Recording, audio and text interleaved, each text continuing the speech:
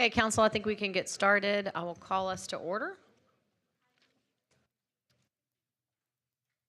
Welcome to your City Council work session. I'll turn it over to Jay Chapa. Well, good afternoon now. Good to see you all again. We do have some organizational updates and employee recognition. I'm going to start by calling Deanna Giordano to the podium. I would say that she's here as HR director, but starting Monday, she will be our new assistant city manager.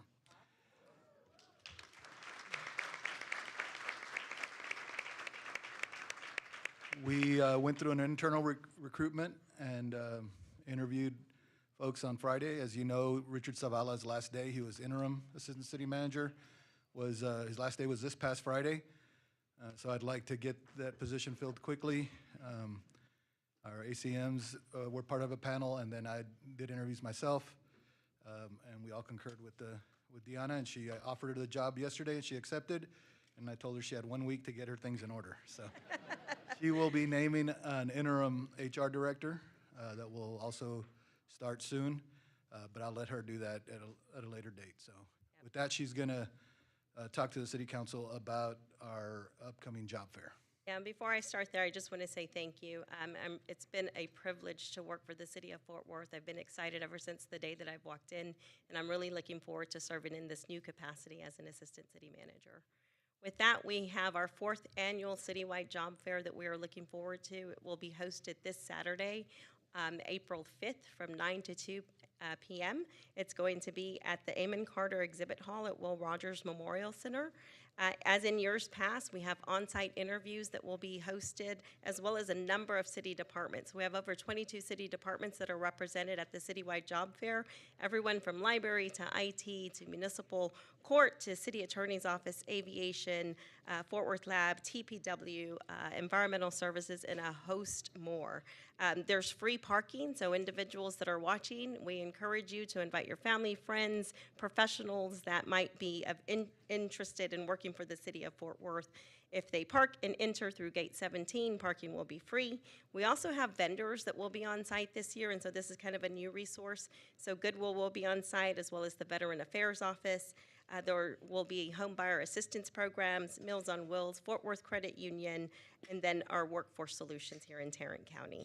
On-site interviews, as I mentioned, any individuals that are out there watching, or if you know someone that has a commercial driver's license, we have equipment operators that are being sought for both transportation and public works, as well as environmental services. And we have a host of positions associated with the Park and Recreation Department. So camp leaders, recreation instructors, site supervisors, and of course, literacy support specialists. So those are just a few. Come ready, bring your resume in hand, and we look forward to seeing you at our citywide job fair. Councilor Martinez. Deanna, congratulations. I am so very proud of you. Just please make sure that whoever comes after you is just as good as you are. Thank you. I have a question. You kind of articulated a little bit just a moment ago, but for the applicant, what can they expect? Is the jobs that are there, each department hiring? So the departments that are hiring are Park and Recreation, Municipal Court, Transportation and Public Works, and Environmental Services. So if they come with their resume in hand and they meet the qualifications for any one of those jobs, they can get in the queue to be interviewed on site. And so that effort has been something that we've done in the past. It's an orchestrated event, so we recommend that if anybody's coming for that interest, that they arrive early. We also have those jobs advertised on our careers page now, and so if they want additional information, they can look at the jobs on our careers page to see the minimum qualifications and what positions might interest them. And just to let you know, we have over 1,400 candidates are pre-registered to attend the event on Saturday. Yes, ma'am. I don't know how to be recognized in this new. I know it's new for me too. I will get used to it. Thank you all for your patience because I kind of forget. It's a different shape. Thank you. Go ahead. Just one question for you, Deanna. We know industry-wide interviews are slowing down, and so for us to have that many pre-registered, and I'm sure that they are matching with jobs in their field, do you anticipate a slowdown, or do you think we're just going to really be able to hire on the spot like you've done before? I think for these jobs that we have identified, we'll be able to hire on the spot as we have before. We are seeing that there are this is an increased number. I think this is twice maybe the number that we had pre-registered last year. And so we are seeing a lot of individuals. What we're seeing though in local government is individuals that are impacted by the other areas tend to attract to our jobs more. So we usually see an influx before we start to see kind of the tail off of candidates in positions. Okay, because in higher academia, things are dragging to the point where people are accepting offers beneath what they know their value is. So I'm glad you're ahead of the game. Yeah, just one, can we make sure Upspire gets this information, so maybe we can have some representation from there, come out, maybe looking to get a new job, a better job, perhaps? We can look it up, Spire as well. Anyone else? No. Thank you, Deanna. Congratulations. Thank you. That's all for updates. Well, that was quick. Thank you. Looks like we're going to move straight into our informal reports. Yeah, the first report is on the update, the monthly report on the release of ETJ requests, and DJ Harrell's here. Answer any questions? Any questions for DJ? No, thank you. Our next report is an update on the East Berry Street Corridor Plan. Kelly Porter's here to provide it, answer any questions you might have. I don't have any questions, but Kelly, if you don't mind, just very briefly telling the public any updates here. Is he here? I don't know. Okay, perfect. Thank you.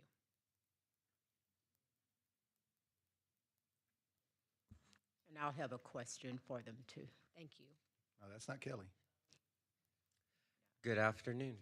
Good afternoon. My name's Armand Bryant. I'm with Transportation and Public Works. I'm the project manager for the East Berry Corridor project, and Kelly is at the National Planning Conference right now.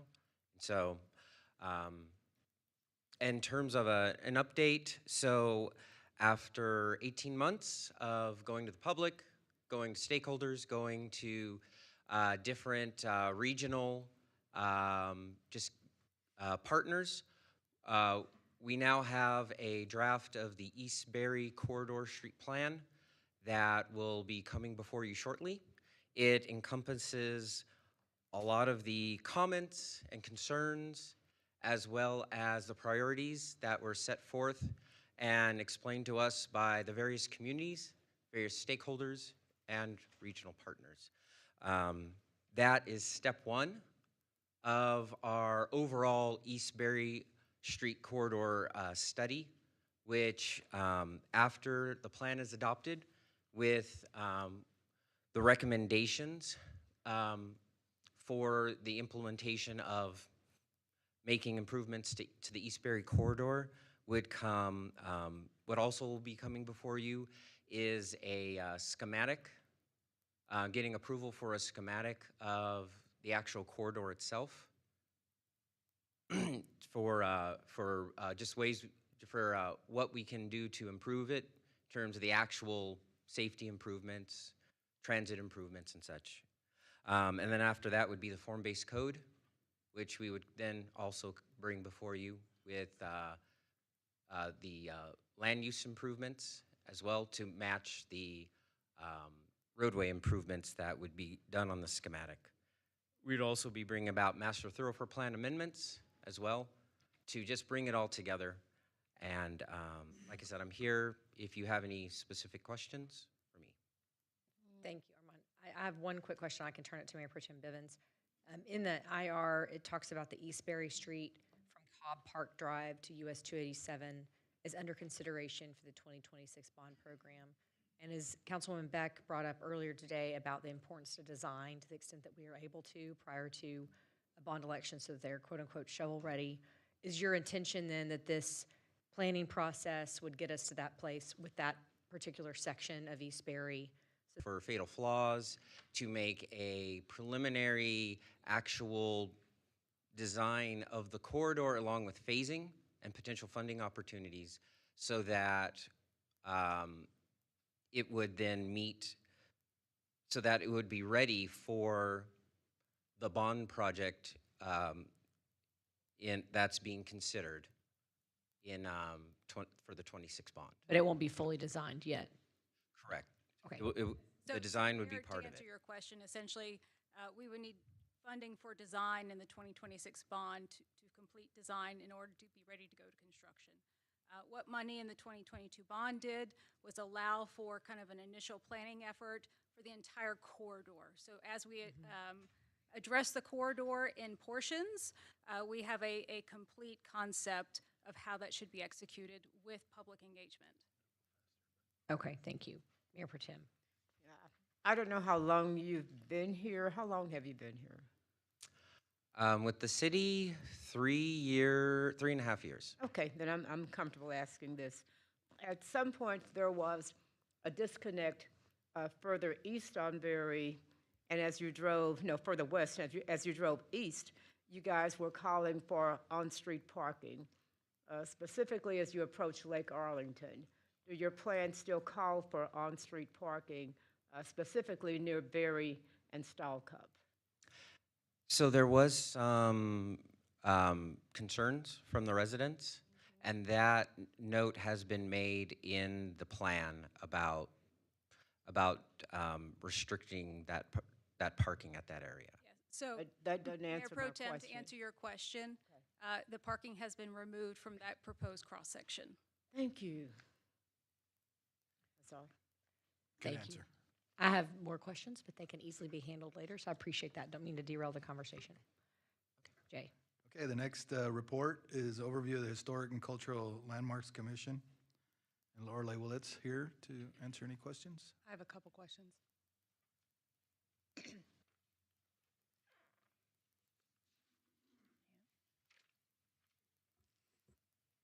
Hey there. I appreciate you putting this together. It really was the result of some questionable decisions that had come out of a couple Historic Landmarks Commission meetings that made me ask this question. Because once we undo the historical significance of a piece of property, it's almost impossible to get it back. And so it's really important, I think, particularly to District 9, that this commission run well. And I appreciate you giving a comparison of San Antonio and Dallas, and it sounds like they operate in large part similarly to what we do. Yes, The big red flag for me, or what doesn't make sense, is that in our requirements, we say, as opposed to Dallas and San Antonio that require all of their appointees to have these requirements, we only require 6 appointees should be practicing professionals from fields of architecture, landscape architecture, history, architectural history, urban planning, archaeology, real estate, law, or other disciplines related to historic preservation. So there's 11 of us here at the table. So what happens, my appointee has history in the field, but what happens if he rolls off and I need to appoint somebody? How do we determine which 6 council members are required to appoint people with these backgrounds? And what happens if a council member wants to replace theirs and it unseats that balance of 6 appointees? I mean, that seems odd to me. Sure. I think that requirement potentially comes from the program that City of Fort Worth is a part of called the Certified Local Government Program, where it stipulates that at least 6 members need to have these particular points of interest, right?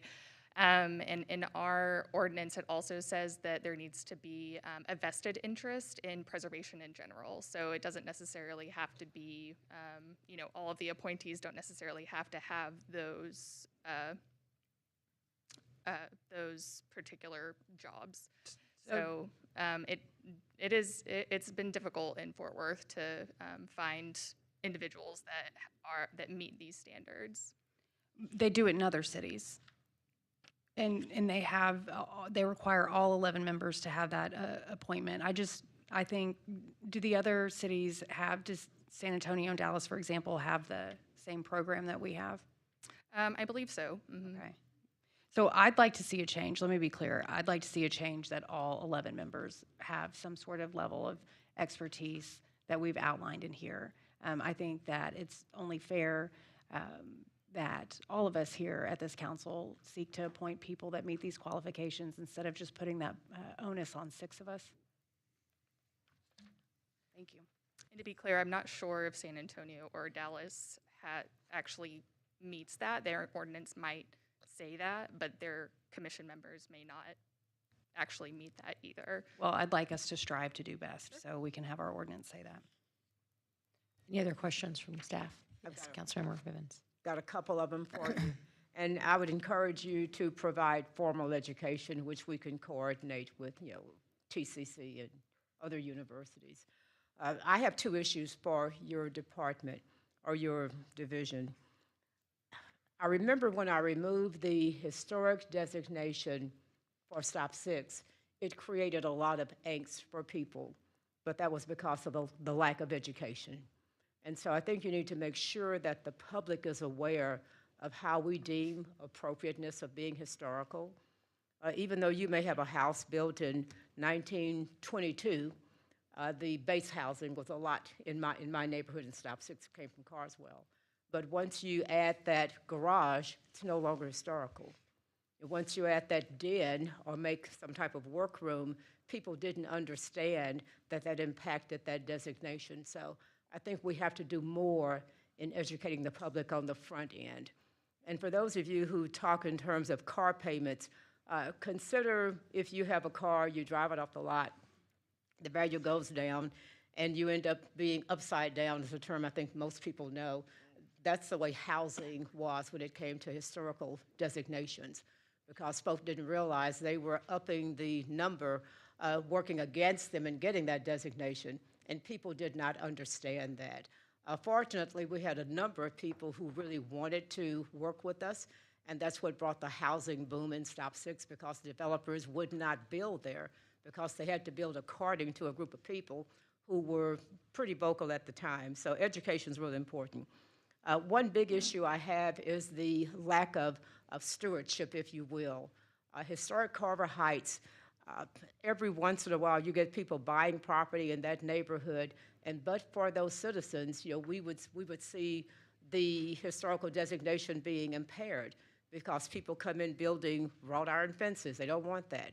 One guy actually poured a sidewalk. They refused to have sidewalks. And so I don't know how you police an area, but it might be good to just stay in better touch with those neighborhood association leaders, because now 2 of those stewards have had strokes, no longer driving, but they continue to be imposed upon by people who have no idea what they're doing to damage that neighborhood. And for those of you who don't know, Carver Heights is the first African-American neighborhood built for and by African-Americans. Judge Clifford Davis would say the first butts on the toilet in those houses were black butts. That's the late Clifford Davis. So education and stewardship, those are my issues. And thank you for all that you do to try. Likewise. Any other questions, council? Not, thank you very much.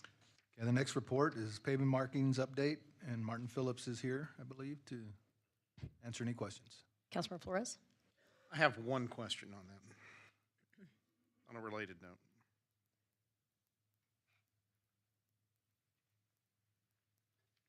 Good afternoon, Martin Phillips, Assistant Director, TPW. Yes, sir. Thank you, Martin. You and I have talked before at various occasions on how to improve markings and where to place markings where there might be some needed. Can you give us any guidance or any latest decisions, if any, the TPW has had when it comes to bulb outs? I know that when I run into folks and talk to them, I know the purpose, I explain the purpose, but there are mixed feelings about it, especially in areas that are not well lit. You can tell by the number of tire marks on them, people hit them, right?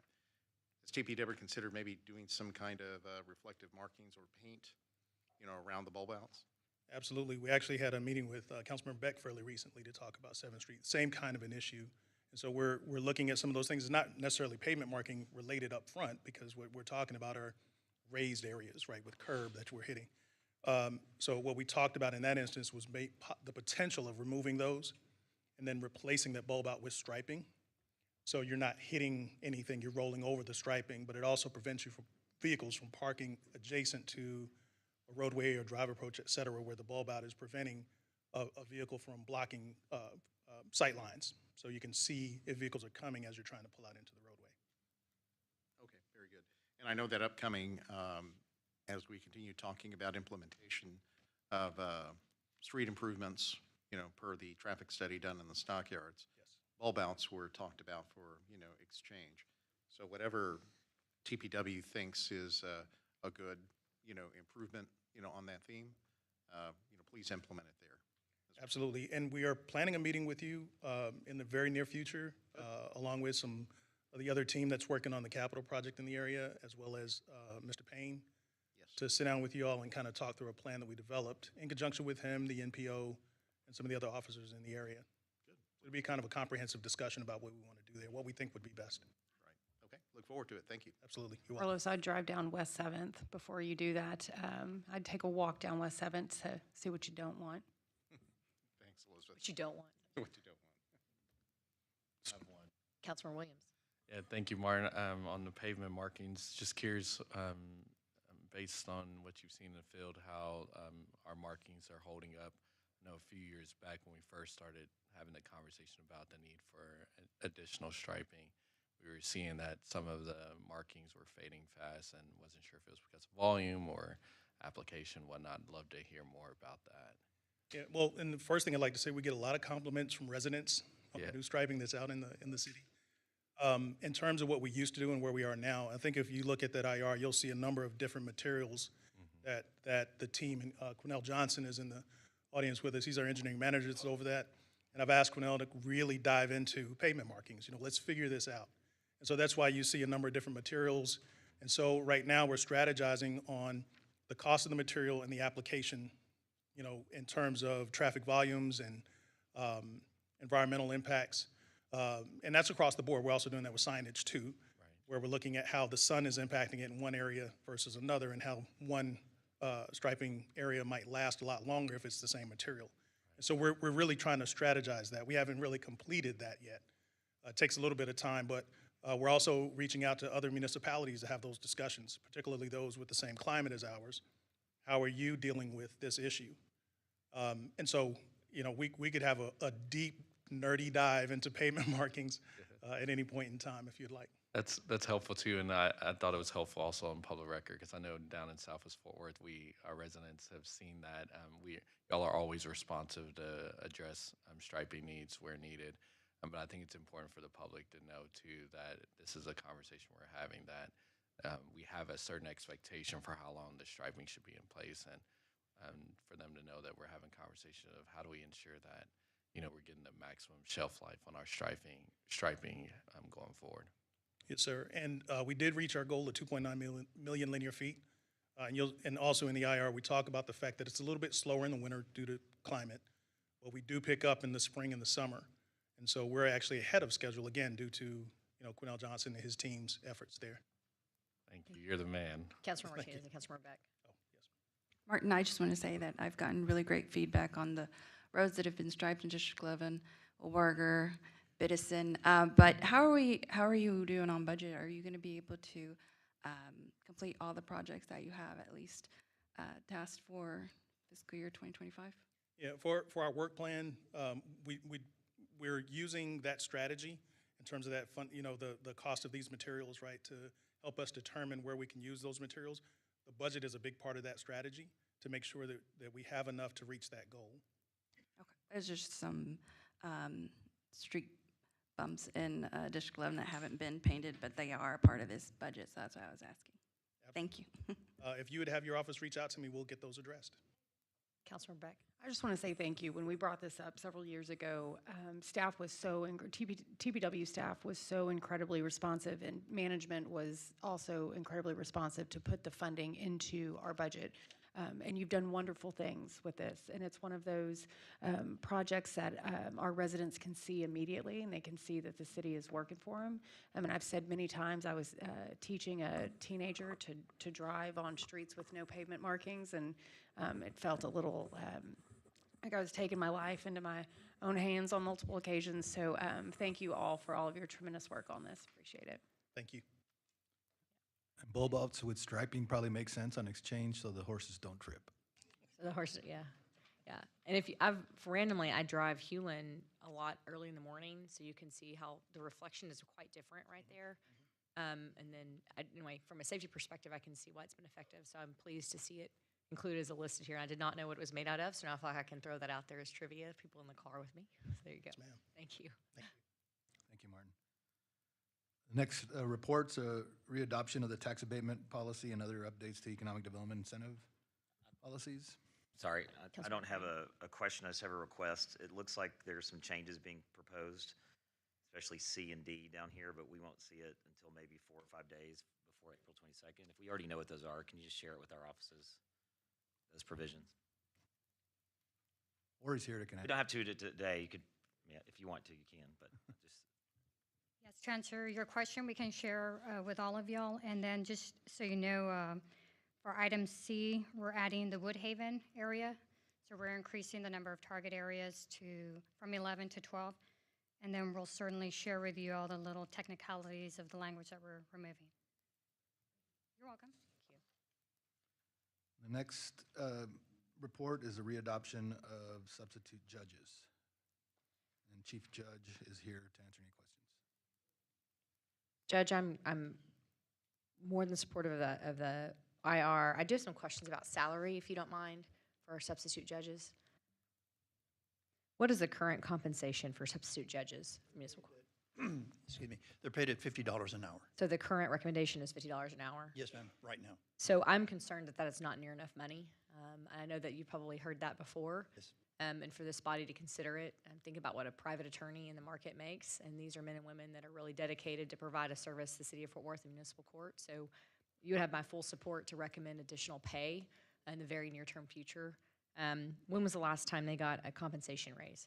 I believe maybe 2 years ago when Judge Yeah, we got to Rogers do was here. better. Yes. And I'm probably preaching to the choir, I get that, but I don't know what wiggle room we have in the budget, Jay, and for the council to consider, but with no cost of living increase and understanding how critical they are to the entire workings of the municipal court, it's a concern to me, so. We can work with Into that, William. we'll get that straightened out. We can work with William in the municipal courts area to see if we can find something. Yeah, and there may be some parity with looking at other cities and what they're paying right now. But if we can find some bump this year and then certainly look at it for next fiscal year, that would be very important. I'll look into that. Thank you very much, Judge. Appreciate it. your Thank you, support. William. Thank you.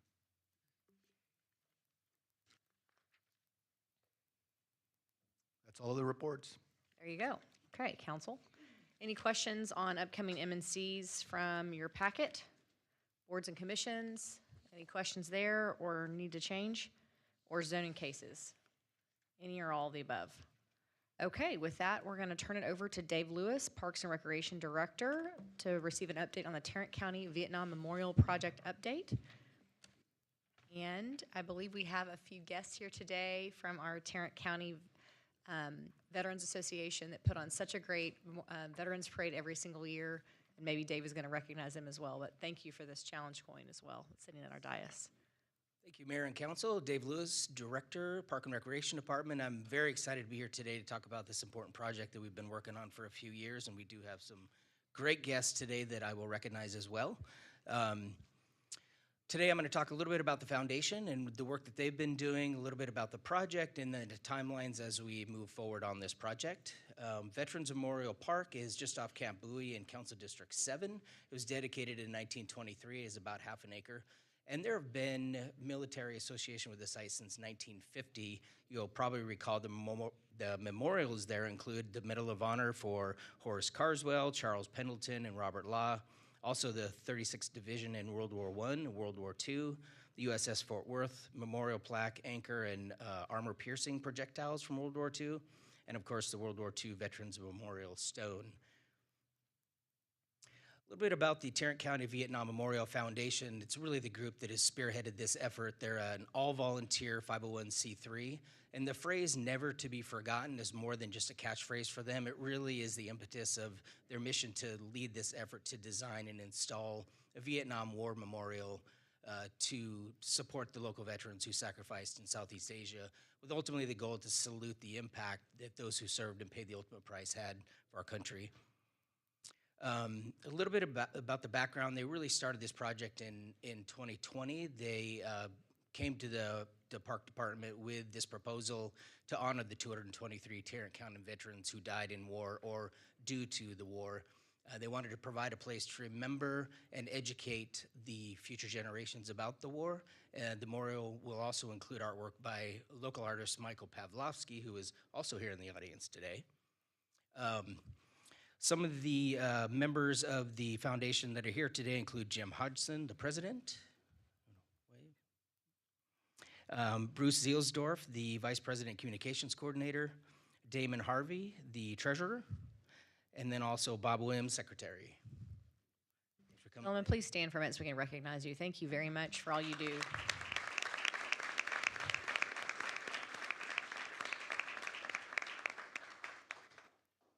And they provided those challenge coins that are such a unique memento of the project. A little bit more about the proposed location. You can see it's on the western portion of the park, just off Camp Bowie. The picture on the right shows the rough area in the grass where the memorial would be located. The concept is to have the granite memorial that lists all the names of the fallen by year, and then the bronze symbolic tree with the sword in the middle. Brick pavers surrounding memorial will have the names of some donors on it, and then granite benches that represent the branches of the U.S. Armed Forces as well. Going through the project development, they did have a ceremonial groundbreaking in 2020 to sort of kickstart the fundraising. It was endorsed by the Park and Recreation Board in February, and then the Art Commission endorsed their revised design and recommended a session of the artwork into the Fort Worth Public Art Community Legacy Collection. Proposed funding, the current estimate is about $355,000, and to date they have received about $55,000 in donations. The intention is to launch their formal fundraising campaign later this month. Staff is recommending, with the endorsement from the City Manager's Office, to use a portion of the community partnership funds up to 50% of the project, or $200,000. That will significantly help, obviously, their fundraising efforts and as they move forward. The next steps, there'll be an M&C on the agenda on April 8th to seek authorization for a license agreement for the project, as well as the appropriation of funds from the Community Partnership Fund. April through March of 2026 will be their fundraising campaign, and also the completion of the design and engineering of the project. And then March of 26 to September of 26 will be the construction and the installation of the memorial.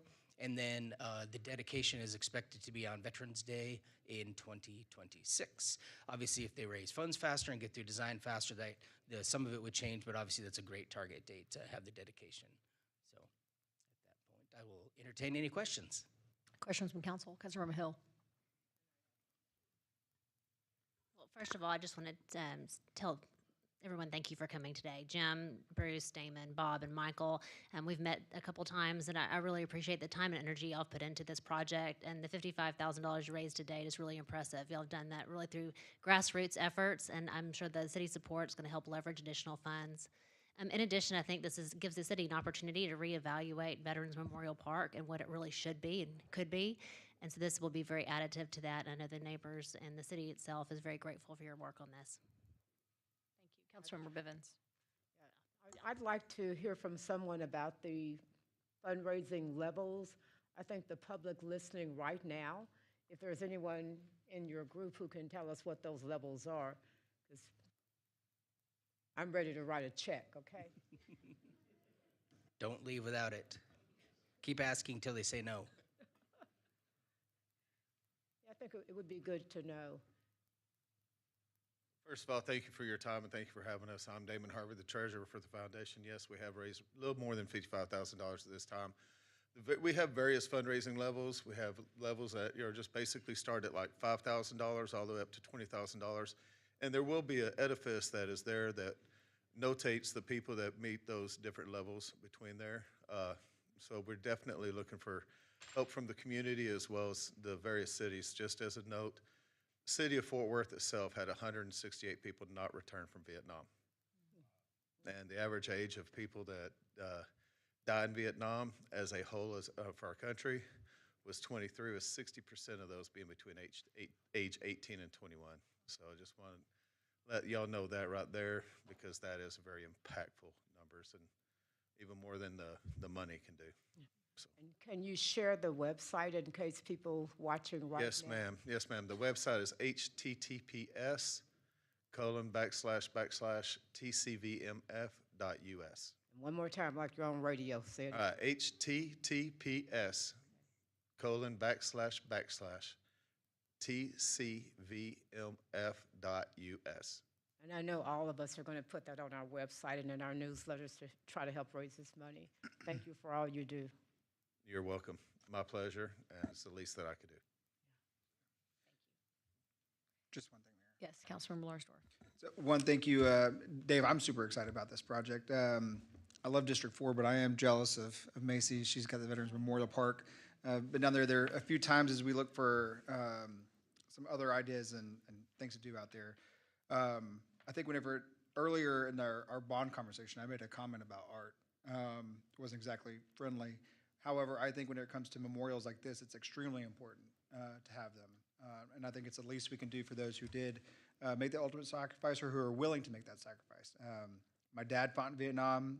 He was a sergeant. He was severely wounded after taking grenade shrapnel for his commanding officer, who later received the Medal of Honor for it. Not my dad, but the commanding officer. But he's still dealing with the physical and mental effects from that war. And of course, I was a recipient of that as well growing up. And so I think this is the least we can do. I think it's been a long time coming. I think 2021 is whenever it started. So I'm excited to see this one happen. And Macy, if there's anything I can do to help you in your district and everything that you're doing here, I'll certainly do everything I can in District 4 to help raise money and even go into our friends in Hillwood, who are great military supporters, and asking them if they can help out. Unlike Gina, I can't write a check because I have like $3 in my account. But I'll certainly help get the word out because I think this is incredible. Thank you. Any other questions, council? Well, it looks like, gentlemen, if you're going to dedicate this on Veterans Day 2026, are we going to parade up Camp Bowie that year? What do we know? Maybe? I don't know. We're going to have to combine the efforts. I joke because many of us on this council have participated in the Veterans Day Parade. They do such a great job every single year. So thank you for that as well. Thank you, Dave. Next up, council, is a proposed economic development program agreement with ACS Group for the development of a data center campus. And the presentation will be led by Sherry Gordon, Economic Development Coordinator. Good afternoon. The purpose of this presentation is a recommendation for an EDPA agreement with ACS DC Hicksfield Road, LLC.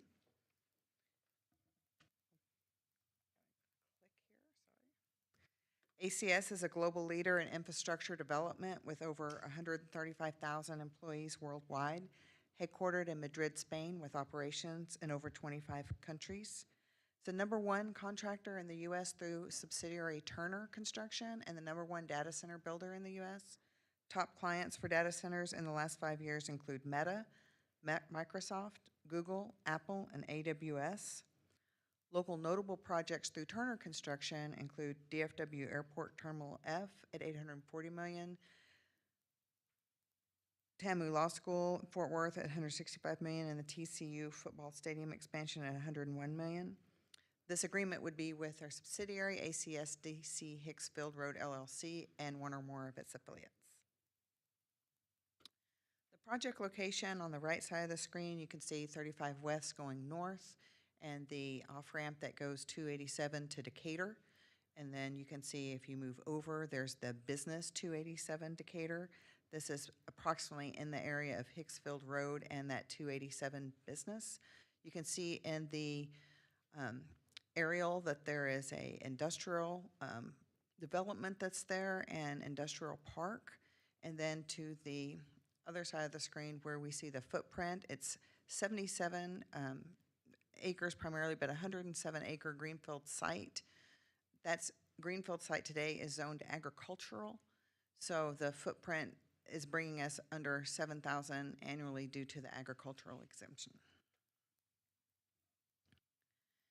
The site plan for the data center development, I wanted to note the, I'll go back to the prior screen, sorry.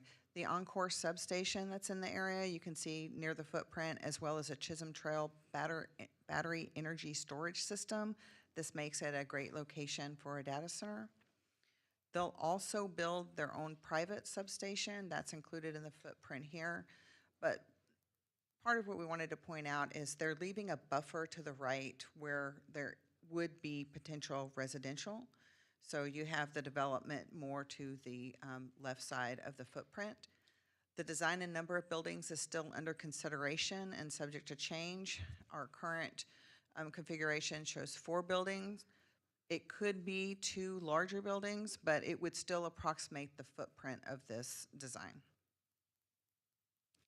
Project overview is for the company to develop a data center campus in proximity to that Encore substation and the Chisholm Trail BESS storage facility. The proposed capital investment is $2.1 billion. The jobs will be 37 full-time jobs. The expected average annual salary for those jobs is over $150,000. The investment schedule includes real property or the building, the construction of the buildings at $481.6 million, but the equipment and the data center actual build out for an additional $1.6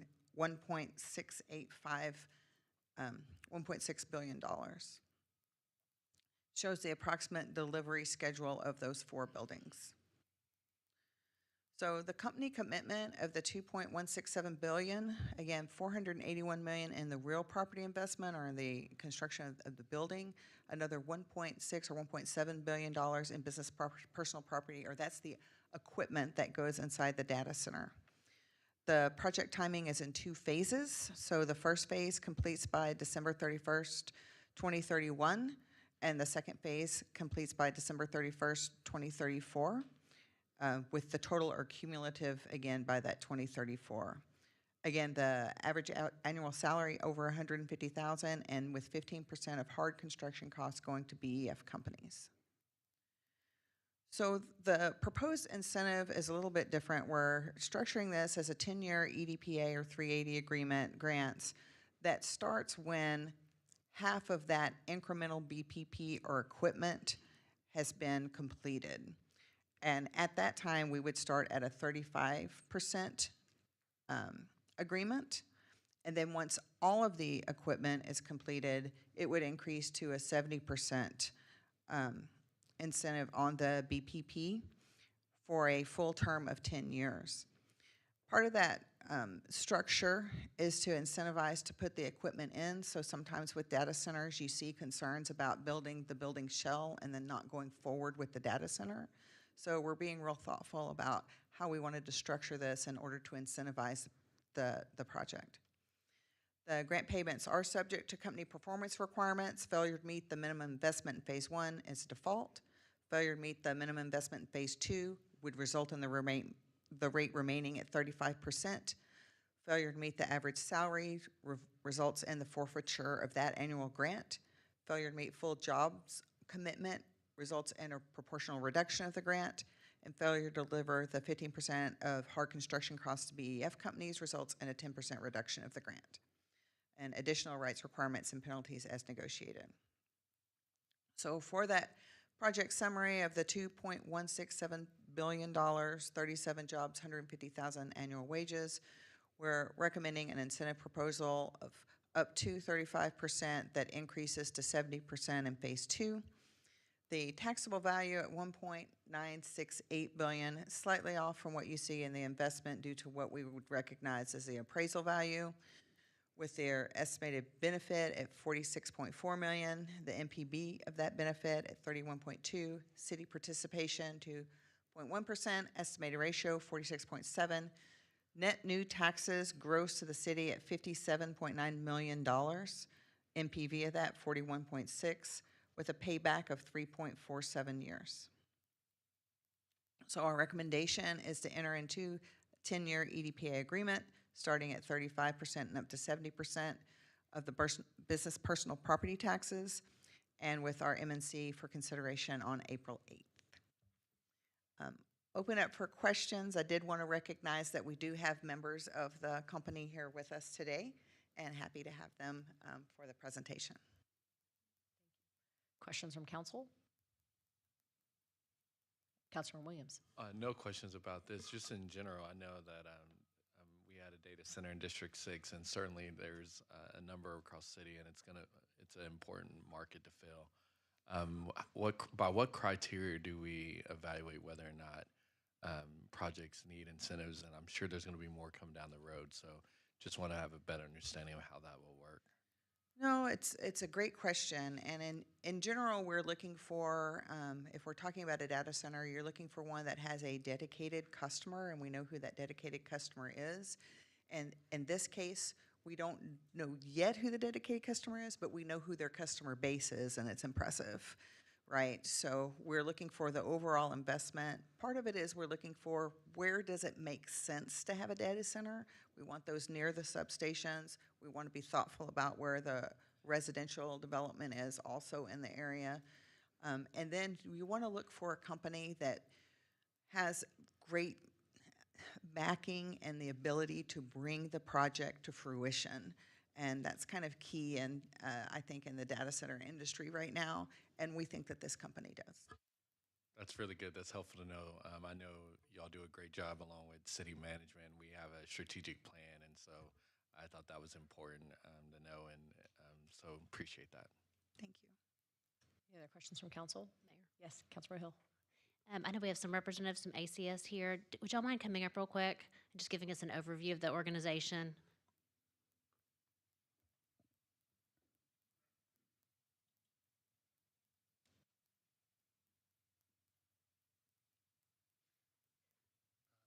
Thank you very much for having us here today. I'm too tall for the mic. Okay. Matthew Carter from ACS. Pleasure to be here today. Thank you very much. And my colleague. Hello, I'm Scott Martzoff. Nice to meet you all. So, Would you just do a brief overview of the organization? I know you're based in Spain, but talk about your move to Fort Worth, and then also I know a couple of questions that come up after my community meetings is about the noise with data centers. Would you just address that as well? Sure. Thank you. So ACS is a global conglomerate. So as we said, 135,000 people around the world. Global 500 company, Fortune. A lot of business in Asia Pacific, in Europe, and then the most well-known company in the group is Turner Construction here in the States. So one of the largest construction companies in the world. We're on the investment and operations side of things. Data centers do have some noise. There's no doubt about that. We are very cognizant of that. Our design has much less noise than most. We've also deliberately, as was pointed out before, we're trying to keep a physical gap between where anyone is living so that they don't get that noise. However, the noise itself is not that bad, and we are in an industrial area, so we feel like we will be fine. But it's certainly a part that we're very cognizant of as well as we do the design. Thank you so much, and thank you for being here today. Thank you very much. Mayor, may I ask? Yes. Yes, gentlemen, before you step away from the podium, I'm just curious, are there any technologies you're employing to reduce the amount of water that you use for cooling? So we plan to only use water at the beginning, so we're going to use a closed loop system. So once we bring the water into the facility, we will just continually rotate it. The majority of the air conditioning will be using air-cooled chillers, so it's mainly air. So we're just using that water just to keep the system moving. So we're reducing water to the absolute minimum. Good to hear. Thank you. Thank you. Any other questions, council? No? Thank you, gentlemen, for being here. Appreciate it. Thank you. Council, our next presentation is by Mike Crum, Public Events Director, on the Will Rogers Memorial Center update.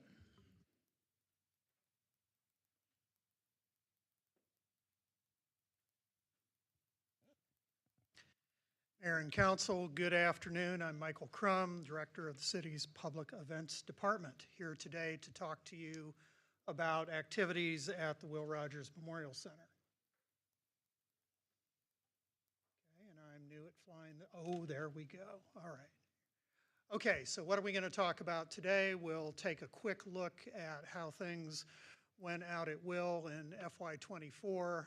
Most of our conversation today will be about both our capital investments out at the facility and our ongoing collaboration with Event Facilities Fort Worth. If you'll remember, EFFW, as we call it, is the private public-private partnership wing of the Fort Worth Stock Show and Rodeo. So looking at FY24, we look at this from a strategic goal standpoint. What are we doing with our people, our business processes, our financial performance, and most importantly, are we delivering great customer experiences to our clients? In general, for FY24, the facility met or exceeded all of its strategic goals. So we are focused on developing our team as our team begins that journey through transitioning from one business model to another, which we'll talk about. We continue to focus on trying to get better at what we do on a day-to-day basis, so we're constantly reviewing our business processes. Financial performance, even though we beat budget for the year, the cost of the city operating the Will Rogers Memorial Center continues to be a concern, and we'll talk about that again in a minute. And with customer experience, the team out there, according to our customers, continues to surpass expectations, and that is a great compliment to a team that is confronting a management change.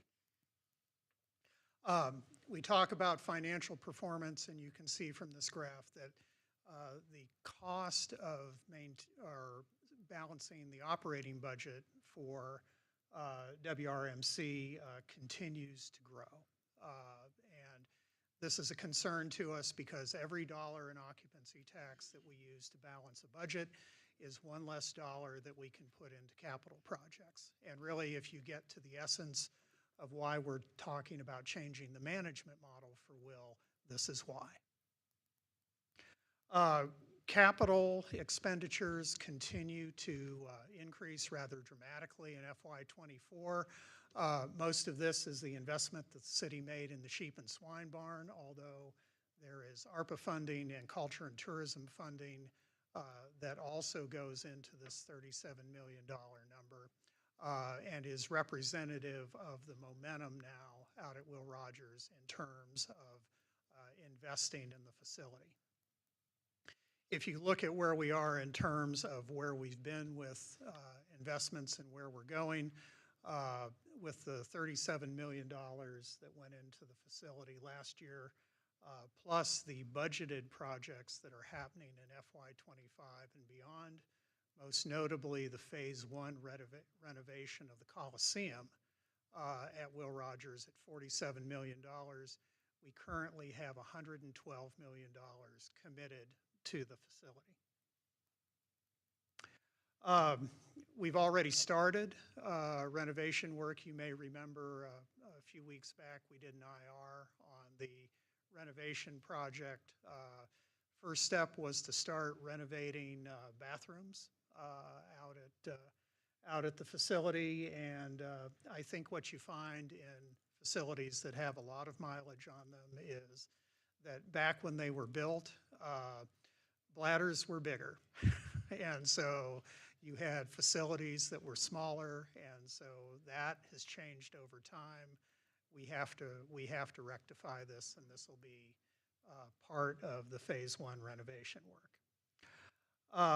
What do we get on the other side? Well, these are some early renderings of what the concourse renovation will look like, and suffice it to say, it's a very different look in comparison to what you see today. We're going to open the concourse up. We're going to brighten things up. We're going to honor the Art Deco history of the facility, and so what you see in the future is going to be quite a bit different than what you experience today. We're also going to open the concourse up more to the arena floor, which I think is an improvement that is long overdue. All of this is being done in collaboration with Event Facilities Fort Worth. And if you'll remember, we started that, of course, we've been collaborating with the EFFW for a long time.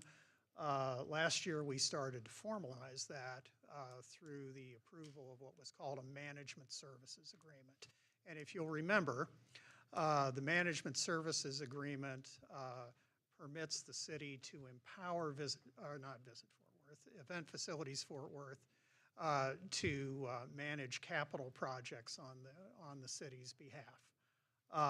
And we have already made use of that agreement with some smaller projects. The Coliseum renovation is the first big bite. That project is being managed entirely by EFFW. In addition to our work on capital projects, we have resumed our conversations with EFFW about the management agreement. That started in March. We hope to put an agreement in front of you for approval this fall, and then implement that agreement in FY26, most of it probably after the 26 stock show, with the goal of having the agreement fully implemented before the end of the fiscal year.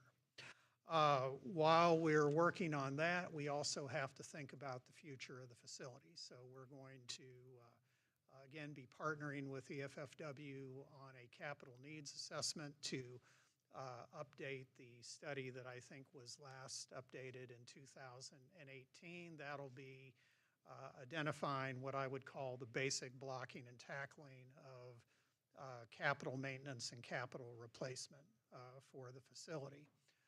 Longer term then, we'll collaborate on a master plan.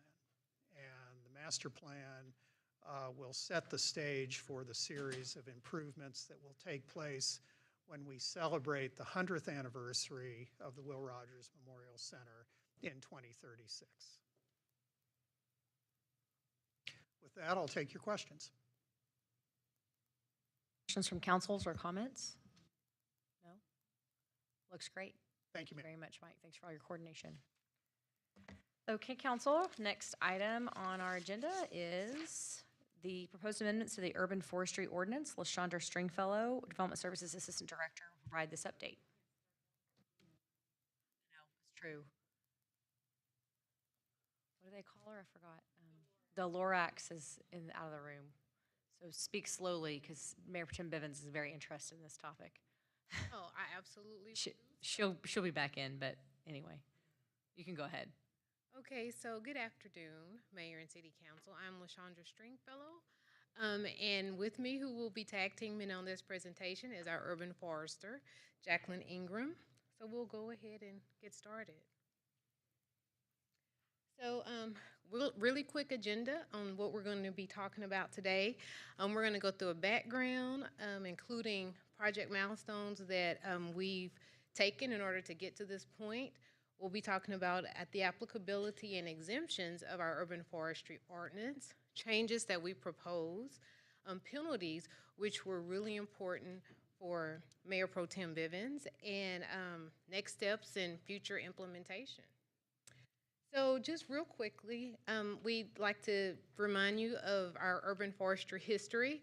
We actually go all the way back to 1873, which is really, I think, really important and key for Fort Worth within this metroplex, because you don't see that very often. In 2018, there was an increase in clear cutting, and so we actually updated our ordinance in 2021 to specify different types of fines. We were getting more specific in terms of how those fines were going to be imposed and who had the responsibility for imposing those fines. And also, we added fines to our code of ordinances in addition to the fines that we currently have in our zoning ordinance. And then we most recently updated our urban forest master plan in 2024. And so on the heels of that master plan were several recommendations and goals, and we'll talk about those a little bit later. But this is a step in our implementation of that urban forest master plan. And this is just phase one. We have many phases to come that we'll be talking to you all about. And so a little bit of background in terms of the goals that were in that urban forest master plan. So the first goal was we needed to continue to manage the urban forest as an asset using industry standards and best practices and adequate resources for the sustainable management. Goal 2 was preserving and expanding the urban forest to address tree equity, resiliency, urban heat, and air quality. Goal 3 was strengthen the urban forest programs through coordination, integration, professionalism, and funding to meet the needs of our city. And Goal 4, invigorate equitable engagement for community-wide commitment. And so one of the things that, well, two of the things that we're really going to be focusing on with this particular update is we really felt like there was a strong need, and then also this was really led by Mayor Pro Tem Vivitz to protect and have really increased protection for our East Cross timbers. And so what you're going to be seeing and what Jacqueline is going to be talking to you about are those two species that we really felt like needed increased preservation and protection. And one of the recommendations, and while we're doing this FERS, going forward with these changes, phase 1 of the changes, was developing and implementing these tree regulations and standards for the best practices in order for us to get to that 30% tree canopy goal. And so we actually started this journey in May of 2024. And what we started with first actually was with the city attorney's office talking about how could we increase our fines and our penalties. And we actually have two types. So we're going to get into those specifically a little bit later. And we had several different meetings, as you can see here, with our Development Advisory Committee. We committed to meet with them monthly so that we could give them an update on everything that was occurring. And then we also have had meetings with our Urban Forest Master Plan Steering Committee. So what we decided to do, that was the committee that was actually assembled when we did the Urban Forest Master Plan. So we just continued to keep those different members as part of this process. And then also, we have had briefings with the UDC. We're going to have another briefing with UDC before we go for a recommendation. And then also, we've had meetings with our zoning commission. And so now let's get to applicability. So we're not changing any of the rules that currently apply, but what we are doing is just increasing our requirements for preservation for certain species, as well as our penalties and fines. As well, but these are the current exemptions that apply. Again, no change to those. And one thing that I will point out, and we get this question a lot, number 2, which is single-family residential lots with a one family or two family dwelling that is 1 acre or less is exempt from these requirements. And so these are the proposed changes. I'll go ahead and let Jacqueline start, and then I'll come back in at the end. Okay. Thank you for that. So the urban forestry ordinance that we currently have was enacted in 2009. That's the current version. There's a couple amendments that have happened, but that's about it. And I wanted to just go ahead and mention that at the time it was really novel how it provided that top-down approach. It allowed for quantifying tree canopy with the information that was currently available. But with our advancements in technology that have happened in almost nearly 20 years now, we'd like to be able to differentiate between individual trees and individual species. So that's one of our things that's really kind of the catalyst with this, is realizing that trees aren't really 1-to-1. We came up with the analogy, so if DJ was playing LeBron James, it may be 1-on-1, but it's not going to be 1-to-1. And so that's the best way. Never going to hear the end of it from DJ now. DJ's head just got, I saw him actually float from back there, so yeah. We wanted to make sure it was really nice and clear for everybody. So we're looking at protected versus unprotected trees. We're looking at those long generational and century trees versus our decade trees. So with preservation, our proposed changes are to increase the requirements for significant trees, and also that's for the post oaks and blackjacks as well. And then removal of requirements for our invasive species, our unprotected species. Our other changes are adding, like I said, that unprotected species list, and then amending our protected species list, adding an administrative relief to facilitate compliance, and we'll get into that. And then enforcement, we have proposed increasing our civil penalties and our criminal fines.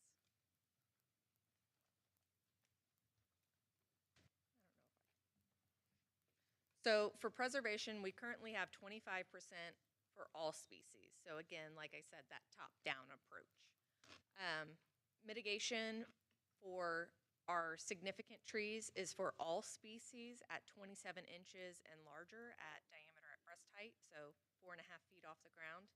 And then post oaks and blackjack oaks are considered significant at 18 inches, so just slightly smaller than my shoulders, but only east of I-35.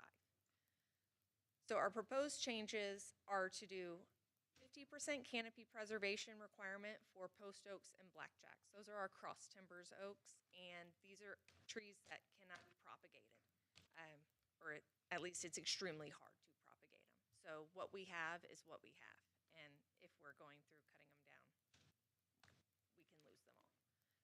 25% canopy preservation will remain for our protected species, and then no canopy preservation or credit for those unprotected species. So we have a list of those a little further down. This is an increase for the protected species from 26 species to 47, and a decrease for the diameter at breast height from 27 inches to 24 inches. So that's gaining a few more of those older trees that weren't quite too significant. And we are also proposing to expand the post oak blackjack oak 18 inches to citywide instead of just east of I-35, because those species are elsewhere. So this is our protected species list. As I said, 47 species. They're broken into large canopy, medium canopy, and small canopy because that's how we rate them as far as credit goes. Post oaks and blackjack oaks, we are proposing a 50% preservation for those, and all the rest of them have a 25% preservation. And then the asterisks are trees that are considered drought-tolerant species. There are also a couple notes in the text for trees that would be better for parking lots and things like that. The unprotected species list, it's there. I don't want to, I have a problem with reading it all off. So it's what we consider, or what most people call trash trees. Right. So our invasive, early successional, pioneer species. Yes. So you used invasive species, pioneer species, early succession. Can you just, for the public, talk through the difference between those trees in case they have some of those on their property? Yes. So whenever, I mean, a lot of people refer to them as trash trees. I don't, because habitat, wildlife habitat. Same. So whenever I say early successional, so if it was an ag land that has just gone to fallow, these are the trees that are typically going to start growing. Your mesquites, your hackberries on the fence lines from birds dropping them, Osage orange, so those big horse apple trees. These are all trees that have what we in industry call conditions of concern. So as they get larger, they tend to get more frail. So we don't want to encourage more of them, and we definitely don't want to encourage development underneath them, because whenever you have a tree that has conditions of concern and then you add people below it, so you're adding a target, you then have a hazardous tree. Thank you. That was awesome. So now we're going to get to administrative relief to preserve. So we feel like this is really a a really huge step forward.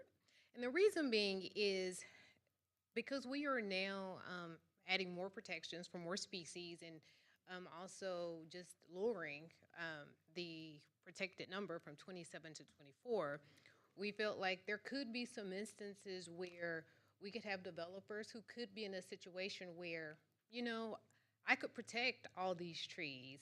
However, I cannot do the development that I like to do unless I'm able to either encroach into a setback in an area that's not next to residential. We think that that'd probably be in the front yard, or maybe if I can go an additional story. So one of the things that we have proposed for your consideration here is that the director would be able to increase that building height up to 14 feet, which is basically 1 story, above the height of these zoning districts that are listed here. Or they'd be able to allow relief with the building setbacks or buffer yards.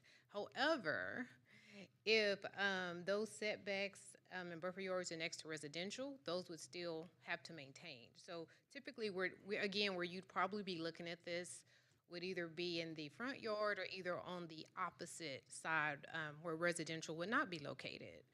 And the reason we got to these particular zoning districts is because these are the districts that typically are going to have the lower height anyway. So we're looking at 35 and 36 feet for a maximum height. And so this additional 14 feet would basically likely give them an additional story. Now, one thing I do want to make sure that I point out here is that this relief does not waive any urban forestry requirements or fees. This is specifically only, we want you to save trees. So the whole point in this administrative relief is to preserve the trees, and we will give you that additional height or setback administratively in order to do that. And one of the things— Can you say that again? Yes, ma'am. This is not to waive any requirements to meet the urban forestry requirements or to waive fees. This is so that you can meet the requirements. Yes, ma'am.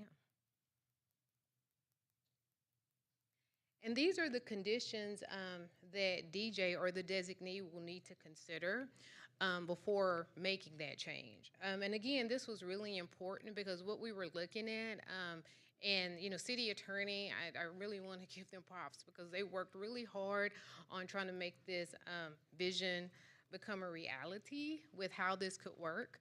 But where we were at is we need to make sure that we are not creating a taking with our ordinance because we are increasing some of the requirements. And so this language that you see is really similar to what you would probably see for Board of Adjustments, for example.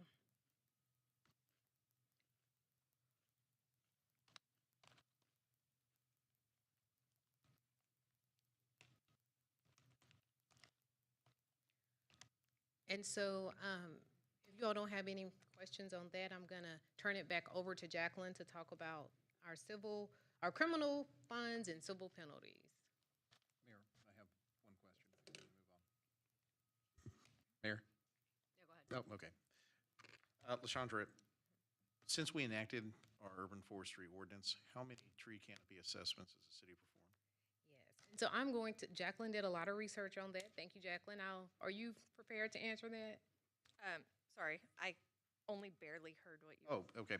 Since the urban forestry ordinance was enacted here in Fort Worth, how many tree canopy assessments have we performed? As far as civil penalties, or are you talking about our measurement of our canopy? Inventories? So Park and Recreation did one in 2011. That was a survey, so a spot survey, and kind of blew that out to public. But I am not aware. And then we have, so for the master plan, Texas Trees Foundation utilized their 2020 assessment that was based on aerials from 2018. So their 2020 Tarrant County assessment, and they provided that to us. So that is our most up-to-date analysis or assessment of our tree canopy. All right, thank you. Thanks, Mayor. One follow-up on that. What percent coverage are we, what did that assessment show? We teeter right at 19 and 20. Okay. I know I have a Google beta thing, so I have, based on 2024 aerials, we're right at 20%. And that's 20% of all land. Over all Cover. land cover in the city of Fort Worth. So the master plan spoke about the ETJ as well. Excellent. Any other questions, council? No. Just curious, what was your reaction or discussion back and forth with DAC on some of these changes? Yes, and so what was really Oh, important? I'd like to talk about that, Mayor. And I'll tell you guys now, I told staff they probably didn't think I'd be around long enough to make this happen. And that's why it just kept dragging along. And along the journey, DAC was made to be the boogie bear. It's like they're not going to want to take any changes. And so I told them that I'd appear before DAC. We had no issues, none at all. I reminded them that we were putting this out for the bad developers and reminded them they were the good guys. And I think it was when we expanded the number of districts that Alan accepted the invitation to come on board. And between the two of us, we were on friendly ground, wouldn't you say? No, I mean, it made me very angry because we could have talked to them earlier, but there was nothing. They had some good ideas the other day in terms of how to avoid the appearance of backdoor deals. Staff will talk about that later on because we never want to put a department head in the position where the media makes it look like there's some behind the back door negotiation. But the meeting with DAC was very positive, and I was very glad. But again, we could have been there sooner.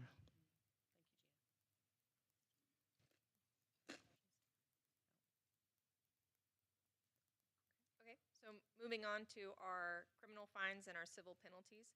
Our current criminal fine is $500 per tree, and our current civil penalties for an unauthorized removal is $300 an inch or $750 a square foot if we have only aerial available.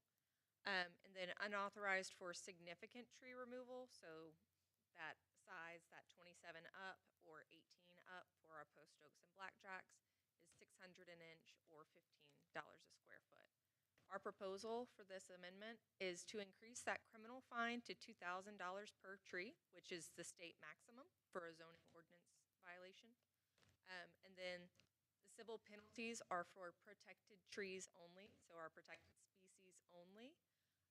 Unauthorized removal for non-significant at $600 an inch or $15 a square foot, and unauthorized for significant removal, so 24 inches and larger or 18 inches for our post oaks and blackjack oaks at $720 an inch or $18 a square foot. And Mayor, let me add something here. To my council peers, I ask you, please don't plead the case for bad developers. The good guys are the ones who we don't have to worry about. And so you may see a larger fine. That's going to get the attention of those who are uninformed. And so just know the good developers are not the ones breaking the rules. We can't afford to lose another clear cutting in this city. It just makes no sense. So I know it's significant, but again, it's the guys who don't follow the rules who've got to get their attention, and this is the way. I agree, and so thank you for saying that, because that really goes to my question. I see the criminal fine, we increased fourfold, and then we doubled the civil penalties. But then the significant removal, we increased it, but not by the same magnitude that we increased these other fines, or the other increases. And so I guess my question is, how did we get to that 720, and why didn't we double or quadruple like we did the other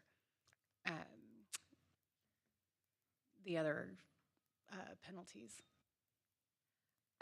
So with the 2,000, so we actually have a slide next that is talking there you about. So our criminal fines, we did a survey of other Texas cities.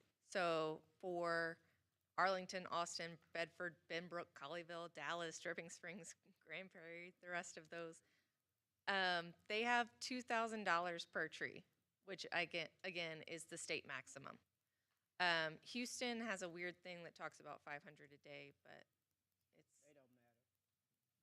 it's complicated. And then our current's 500 increasing to 2,000. So it is something that 15 of the 26 cities that we looked at have that 2,000 for the criminal. The harder part is we have to prove up intent. So that was why it was set at 500, but going to 2,000, we have to prove up intent and knowledge of the ordinance being in place. What about the 600 to 720? So that's going to be this next one. So the civil remedies, we looked at all of the different cities, again, 26 cities. The hard part with civil remedies is it's not comparing apples to oranges. Because so many cities have theirs based on planting requirements, and because there was state legislative that actually came down saying that planting had to be required for mitigation. The wording for ours is, as far as I can find, the highest. Again, it's not apples to oranges. It's very hard to really compare them. The other hard part with significant trees, it's very hard for me to prove that up, that significant trees were removed, unless I already have a inventory, or I know it's in the cross timbers, so I know that there should be post oaks. But without that evidence, it's harder to prove that up. And so the majority of the time, we would have to assume that we would just be able to impose the non-significant. And Councilmember Beck, I think the fines and the penalties, that's the one that I think we probably struggled with the most. With the administrative remedies, Let me just ask it a different way. Why didn't we double that one? why didn't we double? Yeah, Right, and so I think that's what we landed on, because we felt like that was the one that was gonna be the easiest to defend. Okay. But that's definitely, if the council would like for us to consider a higher one, we can definitely go and have that conversation with the city attorney. I'd like us to have that conversation on that particular fine, because I get the 2,000 limit, and then we doubled the, what was the middle tranche was, civil penalties, but then the significant removal. It went from 600 to 720 and 300 to 600. Right. And so I think if we could quadruple or double on the others, I think the 600, we should explore something greater than 720. I bet I got a third. There's support here, and what I told staff was I would not be embarrassed if we had the toughest tree ordinance in the state. I have no doubt you told them that, because who speaks for the trees? Mayor Pro Tem Bivens. Yeah, I'm okay with raising that. I'm with Councilwoman Bivens on this one. I'd like to deter as much as possible, because you heard me talk about it, and with historic preservation, once it's gone, it's gone. We can't get it back. I mean, we can plant new trees, but it'll take a generation for some of those to grow back. LaShondra, what is the surety bond on establishment of a replacement tree in Benbrook and Austin?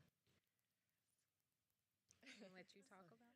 So down in Austin, whenever you have trees that are removed without authorization, you have to plant back trees, but you also have to either put a surety bond or you have to prepay an arborist to maintain those trees. I used to sell 5-year tree preservation contracts, essentially. So it was literally hiring me out for the next 5 years to go put my eyes on the trees at least 4 times a year. So, and that was a city requirement. Okay. It was fun. Thank you, appreciate that. Keep going. Okay, so next steps, we've told you the milestones and, you know, where we've been in this journey. And so today we're here having this council work session. One thing I also should have said at the very beginning of this is just like, you know, you all have brought up some points today. There may be others that come, right, between now and when we get to April 22nd. And so we have a public draft out and available, but, you know, we understand there will be some tweaks between now and April 22nd, and we'll make sure that we, you know, keep Mayor Pro Tem and council apprised, you know, as we move through these changes. And so we actually are scheduled for zoning commission public hearing, which again, possibly more changes on April 9th. And then we plan on being here on April 22nd for public hearing and hopefully approval. And you know, we've had a number of volunteers along this journey for years, and you know, we'll have a special recognition for them. Looks great. Ladies, thank you very much for the hard work. Councilmember Flores. Sorry, one more question, and this is back in regards to the tree canopy. Is there anything, maybe a suggested tree canopy percentage coverage that could help us help us with our non-compliant status, right, and not meeting federal, you know, air quality standards? And I know that current administration right now is looking at those EPA standards. Who knows where we're going to wind up on that? But is there anything, any specific, you know, suggested percentage that can help us in that regard? So I will, you know what, so I remember this was also a discussion when we were doing the urban forest master plan. And so we actually were trying to tackle that with this phase. And it got almost a little bit complicated trying to do it in phase one. However, that is one of the things that we are trying to address with phase two. And so soon as we get this adopted, we are already starting, actually, we've already been working on it, phase two. So we'll make sure we come back and talk to you, you know, specifically to make sure that we can get that addressed with phase two. Did you all talk about parking lot trees when I was lost in the building? In the building of this? No, while I was lost, did y'all talk about parking lot trees? No, ma'am. We didn't talk about parking lot trees. You may want to talk about that. There's a concern we have when you've got trees in a parking lot. You know, we might be restricting them because it's just not a lot of space. I took pictures today, but that's another area that needs to be addressed. Remember? Yes, I do remember. And you want to talk a little, Jacqueline was actually talking about that at our last steering committee meeting. Mr. Galbraith asked if we would make it a little bit more concise about how tree islands and allow for more condensed spacing for parkings. And I was telling him while we were in that meeting, we already do. It's not written in ordinance, but we don't do spacing reductions on those islands, and we actually encourage more. That's also why that 40% for parking is there. But that's really something we're going to have to address further in whenever we start looking at tree credit and all of that. And really talking with TPW, and talking with water, and talking with our other departments, and trying to figure out different ways to encourage more sustainability, more evolved and more diverse plantings, and really encourage other practices. And maybe the last thing I'll add for you guys, Texas Trees Foundation, we were able to get, I guess, a grant or something from them. I hate to say this, I was underwhelmed with what we got from them because it basically was what they did for Dallas, but you did a cut and paste and put Fort Worth. We need staff, we need resources, and at one point we even talked about drones to get a real good feel for what we have, you know, in Fort Worth. I'd like to see an overlay one day for anything in the cross timbers. That'll happen after I'm gone if we ever get that. But just know it's not responsible to rely on other departments to help one department manage its responsibility. And so we were doing cross-training once with code. I don't think that works, you know. So there are some challenges, but staff has been very, very diligent in getting us to this point. But there's much more to come long after I'm gone. Thank you, Gina. Thank you. Any other questions, council? If not, we'll move to our next presentation. Thank you, ladies.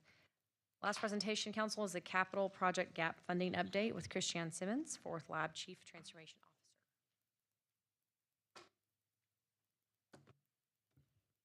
Good afternoon.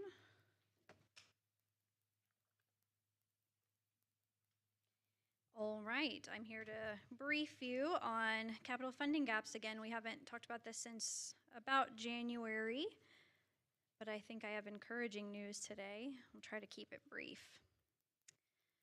So we'll start with a reminder of where we were in January. So you'll remember former city manager David Cook's year-end close presentation. We said we'd come back to you with strategies to close the gaps you see here. So this is a snip from that presentation in January. And it shows a variety of bond projects with gaps to the tune of $108.5 million. So when Jay came online, we started strategizing with him about creative solutions. The departments were involved. So this is about 15 projects, a big dollar figure. So now we're back with some strategies to share. So we think these are helpful and pretty straightforward. I'm going to go over them just in hopes of being clear with the walkthrough here.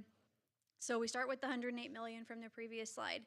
The first step we'd like to take, TPW will prepare an M&C that allows them to use savings in bond projects, so where estimates have been high and costs have come in low. They would shuffle those savings to other bond projects within the same program, so arterial savings for other arterials projects. This is something that's allowable and seems pretty straightforward to do. So we get a little further in closing gaps by just doing that kind of shuffle. They're preparing an M&C now to do that. We expect that toward the end of April. In the same M&C, we consider the WJ Boaz project listed here. So this is a project with multiple funding sources, but it's a 2022 bond project. It already has a significant gap. It was on the previous slide, almost a $25 million gap, such that we were originally thinking about reprogramming it in 2026 even, because it's just a big number.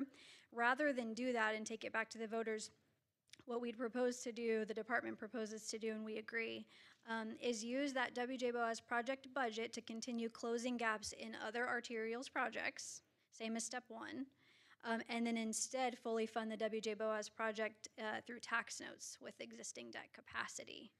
So it's a double sort of strategy that we can still do all the things, right? Close bond project gaps and still do the WJ Boaz project without impacting the 2026 bond or the tax rate.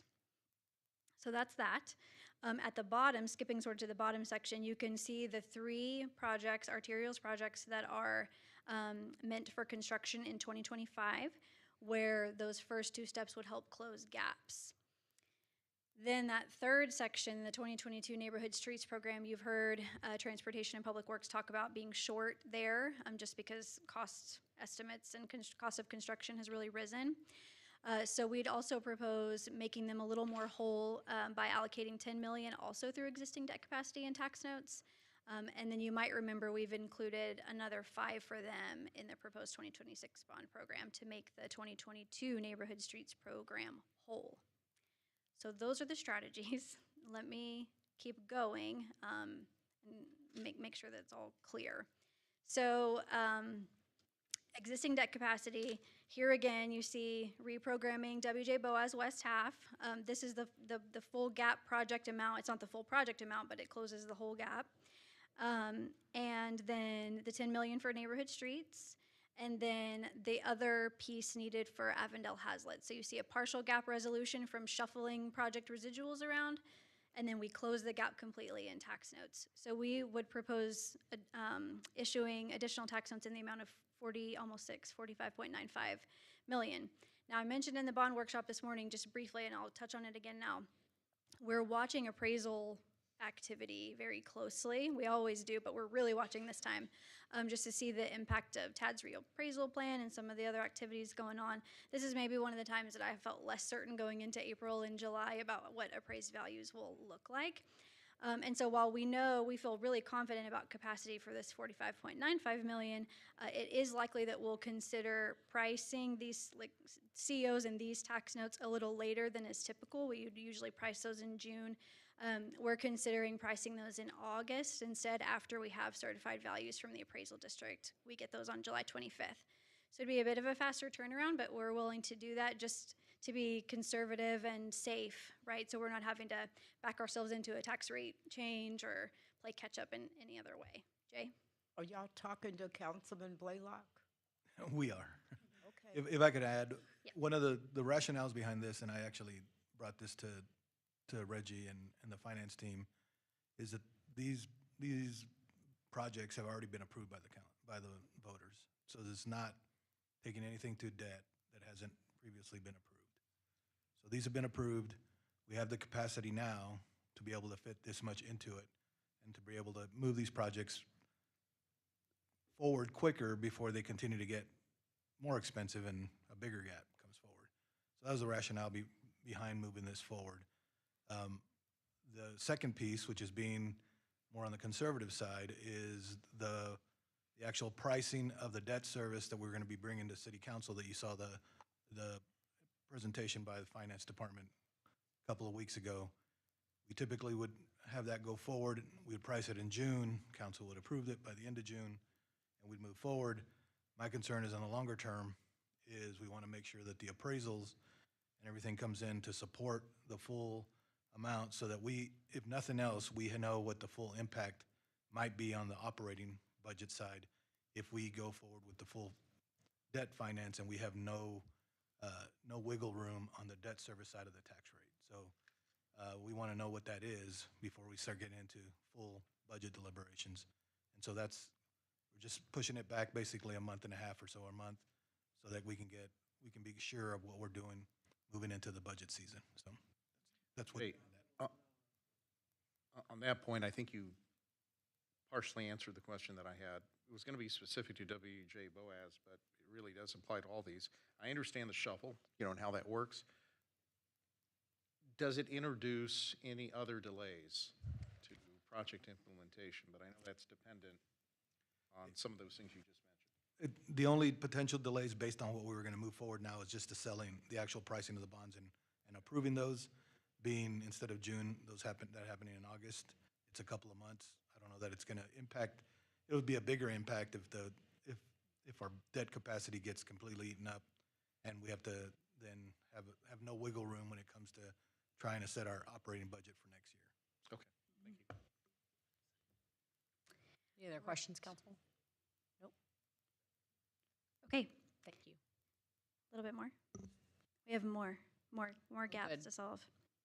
Okay, so after the tax notes issuance, we solve about, I think it's a third of the project, but like 2/3 of the dollar figure gap. And so the question is now, what to do with the remaining list. So here's the remaining list, about 38 million left. Some notable projects here. So that takes us to, you might also recall, same presentation as earlier, that January presentation. The city manager assigns fund balance, and so in the MNC that followed the January presentation, we assigned 56 million in fund balance to address future capital shortfalls. So that included the 9 million for the library. So this is without the 9 million for the library, the 47 we have available. So you can do quick math and see that, right here, you can do quick math and see that you can draw it down, but I teased you too early.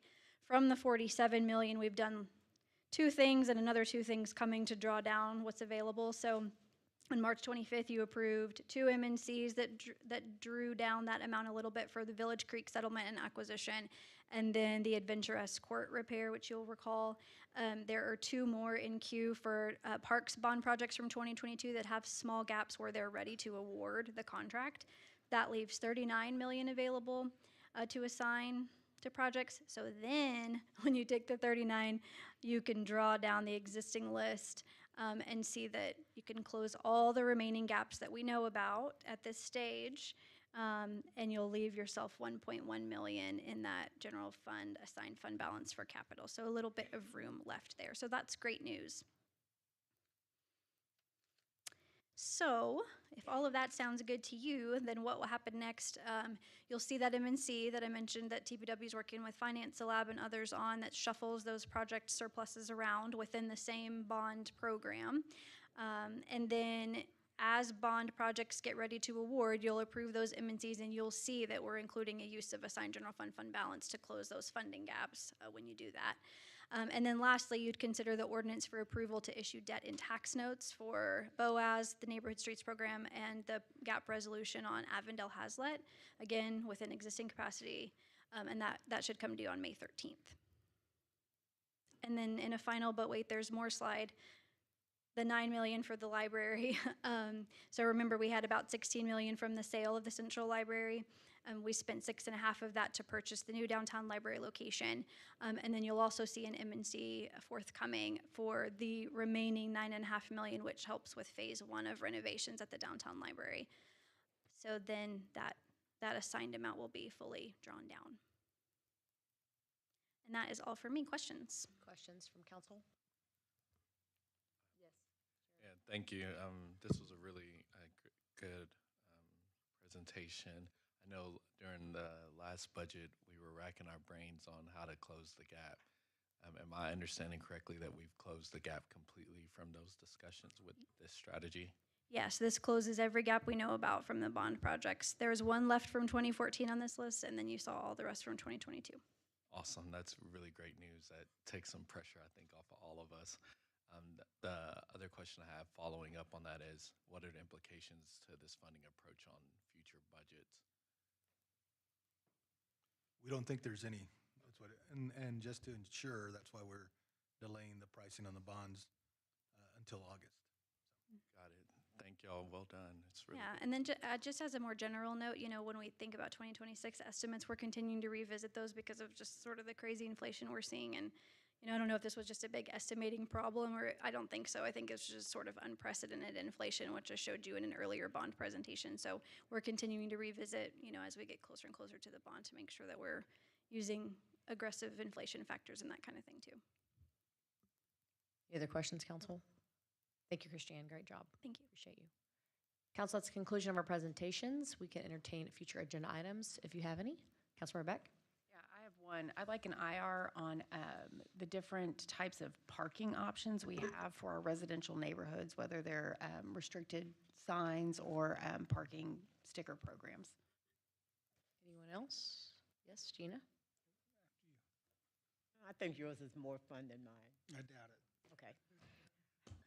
We've seen meetings take place all around the city dealing with homeless and the panhandling problem. Back in 2015, we tried to address panhandling, but we only made a little bit of progress.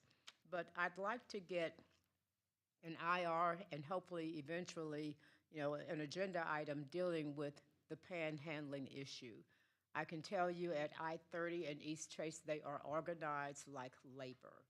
They have shift changes. They come in every 3 months. Even the clerks at the nearby stores know who they are by name. Years ago, we talked about taking on the donors in terms of giving citations to people who give to panhandlers because they're at a location because the giving is good. We couldn't go that far. Back then, I couldn't support that at the time, but at this point in time, I think everything needs to be on the table to deal with this panhandling issue. And we educate people along the way to make sure they understand just because you're giving to a panhandler, you're not helping a homeless person, you are probably helping a business person. And so that's one item. Another report I'd like to see deals with community engagement. A few months ago, I learned the hard way that community engagement was not attending neighborhood association meetings unless they were requested to do so. At some point prior to that, they automatically came. So I'd like to see what's going to happen in the future, with that group, because when you've got neighborhoods who have been disenfranchised because their association has been deactivated, you need that help from staff to get those people back together and aware of what type of education is out there.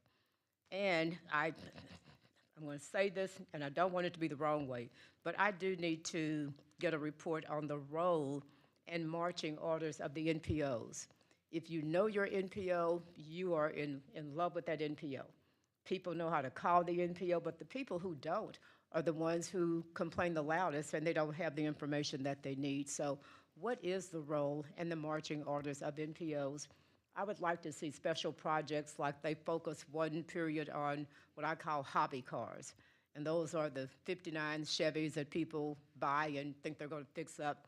They never take them anywhere. They stay in the neighborhood and they just stay there in the front yard until we do swoops.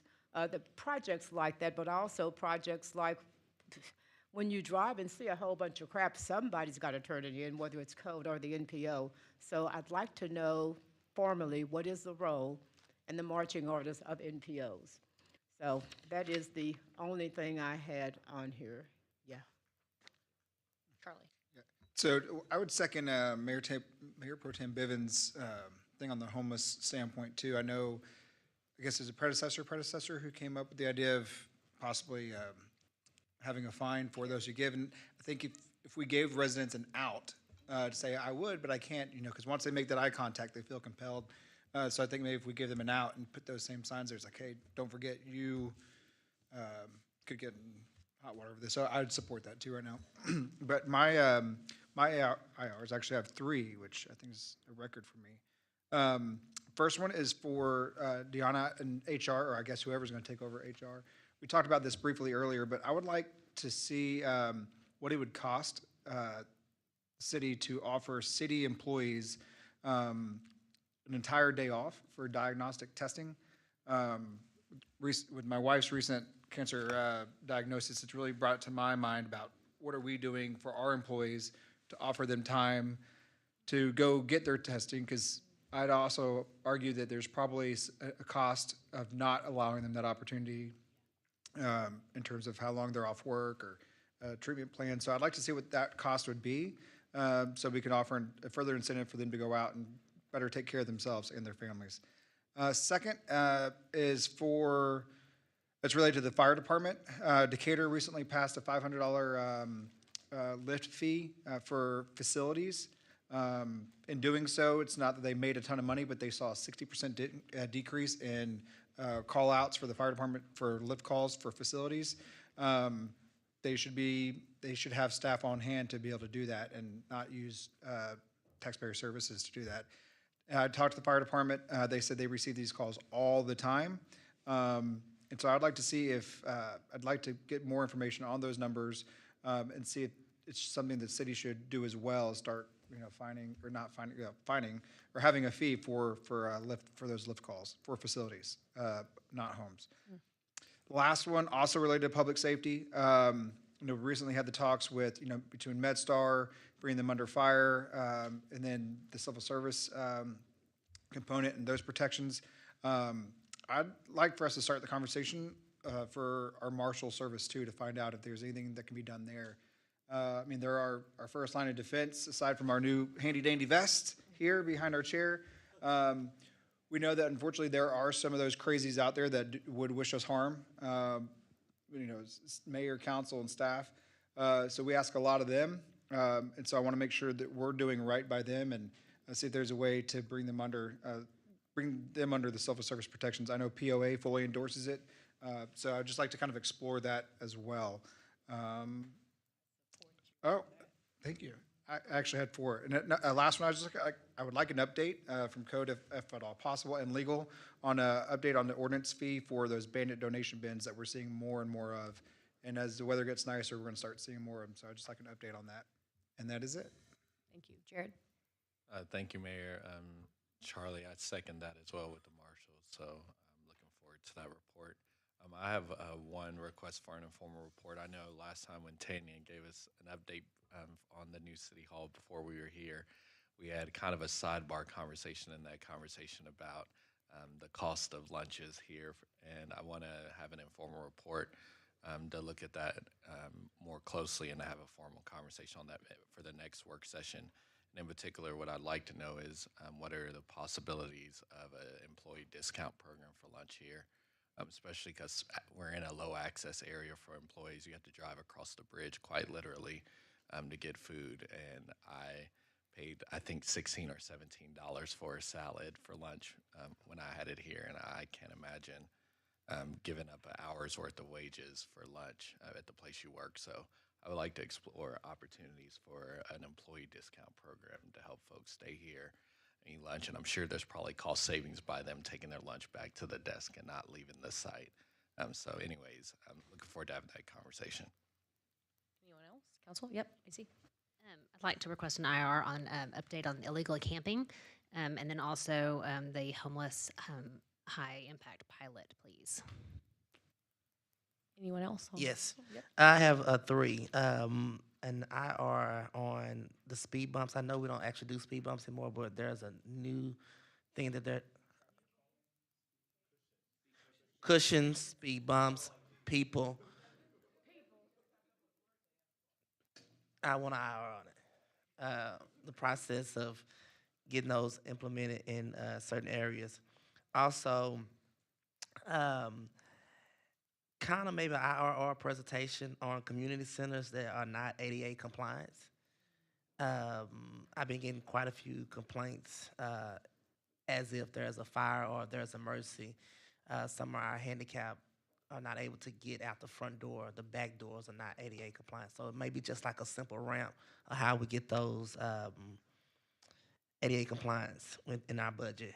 And lastly, almost an addition to Charlie is the process of civil service for general employees with the ability to appeal maybe demotions or wrongful terminations that they feel, maybe not necessarily wrongful, but I know the county has general employees, civil service for everybody.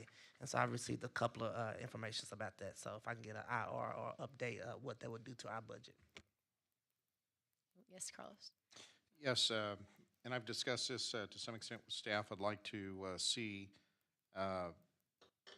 what the fiscal impacts would be to observe Cesar Chavez Day here, city, as a paid day off. So staff's already collected some information about that. They can present to council, so we can look at that. Thank you. Anyone else? No? Okay, with that, meeting is adjourned. Thank you.